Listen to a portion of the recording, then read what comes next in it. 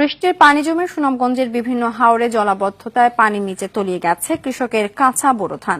ফসল রক্ষায় বাঁধ কেটে পানি নিষ্কাশনের চেষ্টা করলে প্রশাসনের সঙ্গে ঘটে কৃষকদের বাকবিতণ্ডা।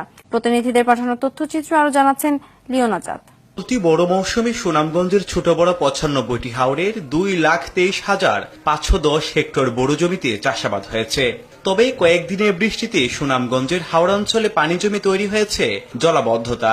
বছরের একমাত্র ফসল রক্ষা করতে জিয়াল ভাঙা হাওড় পাড়ের কৃষকরা জিরাক নদীর পাড়ে বাঁধ কেটে পানি নামানোর চেষ্টা করলে তাতে বাধা দেয় প্রশাসন। এরপর জলাবদ্ধতা নিরসনের দাবিতে মানববন্ধন করেছেন হাওড় পাড়ের ১৮টি গ্রামের কৃষক। কৃষকরা বলছেন, অপরিকল্পিত বাঁধ নির্মাণের কারণে হাওরের পানি নিষ্কাশনের পথ বন্ধ হওয়ায় কাঁচা ধান পানিতে তলিয়ে যাচ্ছে। জলাবদ্ধতা নিরসনে প্রশাসনকে বারবার অনুরোধ করেও কোনো সুফল পাচ্ছেন না তারা।